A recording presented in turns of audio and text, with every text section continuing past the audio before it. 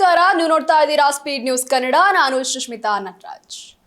ವೀಕ್ಷಕರೇ, ಇದೀಗ ಎಲ್ಲೆಡೆ ವರ್ಣನ ಆರ್ಭಟ ಹೆಚ್ಚಾಗಿದ್ದು ರಾಜ್ಯದಲ್ಲಿ ಇಂದು ಮತ್ತೆ ನಾಳೆ ಭಾರಿ ಮಳೆ ಆಗುವಂತಹ ಸಾಧ್ಯತೆ ಇದೆ ಅಂತ ಇದೀಗ ಹವಾಮಾನ ಇಲಾಖೆಗಳು ಮುನ್ಸೂಚನೆಯನ್ನ ಕೊಟ್ಟಿರುವಂತದ್ದು. ಅದೇ ರೀತಿಯಾಗಿ ಈ ನಿಟ್ಟಿನಲ್ಲಿ ಇದೀಗ 14 ತಾಲೂಕುಗಳ ಶಾಲೆಗಳಿಗೆ ರಜೆಯನ್ನ ಘೋಷಣೆ ಮಾಡಲಾಗಿದೆ.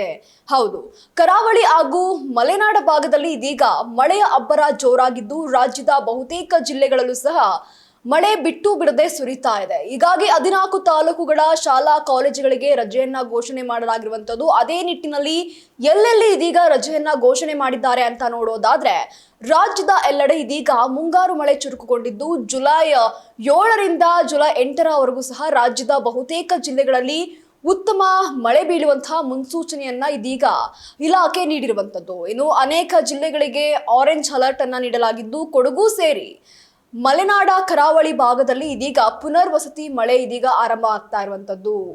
ಇನ್ನು ಭಾರಿ ಮಳೆಯ ಪರಿಣಾಮವಾಗಿ ನದಿಗಳಲ್ಲಿ ನೀರು ಹೆಚ್ಚಾಗಿದ್ದು ಜಲಾಶಯಗಳಿಗೆ ಅಲ್ಪ ಪ್ರಮಾಣದ ಒಳಹರಿವು ಆರಂಭ ಆಗ್ತಾ ಇದೆ. ಮತ್ತೊಂದೆಡೆ ನೆರೆಯ ಮಹಾರಾಷ್ಟ್ರದಲ್ಲಿ ಧಾರಾಕಾರ ಮಳೆ ಆಗ್ತಾ ಇರೋದ್ರಿಂದ ಕೃಷ್ಣ ಹಾಗೂ ಅದರ ಉಪನದಿಗಳಲ್ಲಿ ಭಾರಿ ಪ್ರಮಾಣದ ನೀರು ಹರಿದು ಬರ್ತಾ ಇರುವಂತದ್ದು. ಇನ್ನು ಬೆಳಗಾವಿಯ 7 ಸೇತುವೆಗಳು ಮುಳುಗಡೆ ಆಗಿದೆ.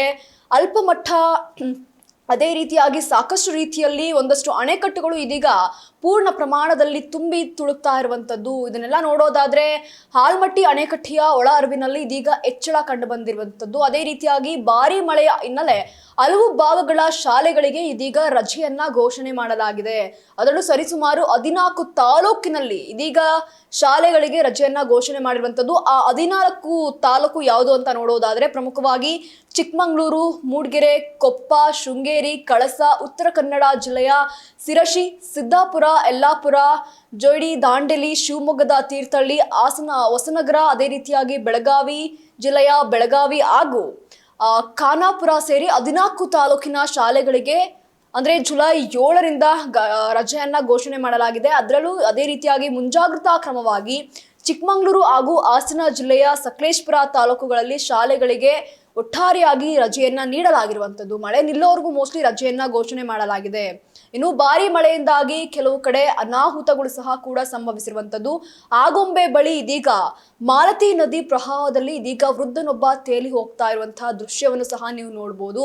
ಇನ್ನು ಚಿಕ್ಕಮಗಳೂರಿನ ಮಲೆಮನೆ ಹಾಗೂ ಕೊಡಗಿನಲ್ಲಿ ಮರ ಬಿದ್ದು 2 ಮಹಿಳೆಯರು ಇದೀಗ ಗಾಯವನ್ನಗೊಂಡಿದ್ದಾರೆ. ಇನ್ನು ಉಡುಪಿಯ ವಾರಂಬಳ್ಳಿಯಲ್ಲಿ ಶಾಲೆಯ ಮೇಲ್ಛಾವಣಿಯ ಅಂಚು ಬಿದ್ದು ಇದೀಗ ವಿದ್ಯಾರ್ಥಿನಿ ಗಾಯಗೊಂಡಿರುವಂತಹ ಘಟನೆ ಸಹ ನಡೆದಿದೆ.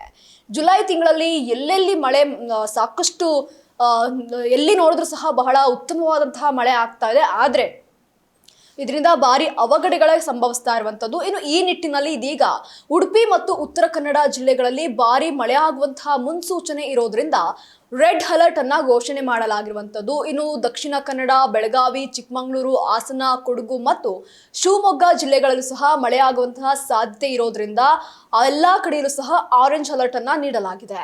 ಇನ್ನು ದಕ್ಷಿಣ ಕನ್ನಡ ಜಿಲ್ಲೆಯ ಹಲವು ಪ್ರದೇಶಗಳಲ್ಲಿ ಇದೀಗ 50ರಿಂದ 60 ಕಿಲೋಮೀಟರ್ ವೇಗದ ಗಾಳಿಯೊಂದಿಗಿನ ಭಾರಿ ಮಳೆ ಆಗುವಂತಹ ಸಾಧ್ಯತೆ ಇದೆ ಅಂತ ಹೇಳಿರುವಂತದ್ದು. ಇನ್ನು ಮೀನುಗಾರರು ಸಮುದ್ರಕ್ಕೆ ಇಳಿಯೋದಕ್ಕಿಂತ ಮುಂಚೆ ಎಚ್ಚರಿಕೆಯನ್ನ ವಹಿಸಬೇಕು. ಇನ್ನು ಪ್ರಮುಖವಾಗಿ ಇಳಿಲೇಬಾರದು ಅನ್ನುವಂತಹ ಎಚ್ಚರಿಕೆಯನ್ನ ನೀಡಲಾಗಿದೆ ಅಂತ ಹೇಳ್ತಾ ಇರುವಂತದ್ದು. ಇತ್ತ ಚಿಕ್ಕಮಗಳೂರಿನಲ್ಲಿ ಭಾರಿ ಮಳೆ ಇರುವಂತಹ ಹಿನ್ನೆಲೆ ಹಲವು ಬೆಟ್ಟಗಳಲ್ಲಿ ಟ್ರಕ್ಕಿಂಗ್ ಹೋಗೋದನ್ನ ಸಹ ಇದೀಗ ರದ್ದು ಮಾಡಲಾಗಿದೆ. ಬೆಂಗಳೂರು ನಗರ, ಬೆಂಗಳೂರು ಗ್ರಾಮಾಂತರ, ಮೈಸೂರು, ದಾವಣಗೆರೆ, ಬಳ್ಳಾರಿ, ಚಾಮರಾಜನಗರ, ಕೋಲಾರ, ಮಂಡ್ಯ, ರಾಮನಗರ ಮತ್ತು ತುಮಕೂರು ಸೇರಿದಂತೆ ಇತರೆ ಜಿಲ್ಲೆಗಳಲ್ಲಿ ಸಾಧಾರಣ ಮಳೆ ಆಗುವಂತಹ ಸಾಧ್ಯತೆ ಇದೆ ಅಂತ ಮುನ್ಸೂಚನೆಯನ್ನ ಕೊಟ್ಟಿರುವಂತದ್ದು. ಇನ್ನು ಮಹಾರಾಷ್ಟ್ರದಲ್ಲಿ ಸುರಿತಾ ಇರುವಂತಹ ಒಂದಷ್ಟು ಪಶ್ಚಿಮ ಘಟ್ಟಗಳಲ್ಲಿ ಏನಿದೆ ಇವೆಲ್ಲವೂ ಸಹ ಮಳೆಯಿಂದಾಗಿ ಸಾಕಷ್ಟು ನಿಟ್ಟಿನಲ್ಲಿ ಬಹಳ ಜೋರಾಗಿ ಮಳೆ ಬರ್ತಾ ಇರುವಂತದ್ದು. ಇನ್ನು ಬೆಳಗಾವಿ ಆಗಿರ್ಬೋದು, ಚಿಕ್ಕೋಡಿ ಭಾಗದಲ್ಲಿ ಕೃಷ್ಣ, ವೇದಗಂಗಾ ನದಿಗಳು ಉಕ್ಕಿ ಹರಿತಾ ಇವೆ. ಅದೇ ರೀತಿಯಾಗಿ ಒಂದಷ್ಟು ಕಡೆಯಲ್ಲಿ ಜಲಾಶಯಗಳು ಯಾವೆಲ್ಲ ಇದಾವೆ ಅವೆಲ್ಲವೂ ಸಹ ಬಹಳ ಉತ್ತಮವಾಗಿ ತುಂಬಿರುವಂತದ್ದು. ಆದ್ರೆ ಇದರಿಂದ ಅಪಾಯ ಆಗುವಂತಹ ಮುನ್ಸೂಚನೆಯನ್ನು ಸಹ ಕೊಟ್ಟಿದ್ದಾರೆ. ಒಟ್ಟಾರೆಯಾಗಿ 8 ಕೆಳ ಹಂತದ ಸೇತುವೆಗಳು ಇದೀಗ ಮುಳುಗಡೆ ಆಗಿರುವಂತದ್ದು.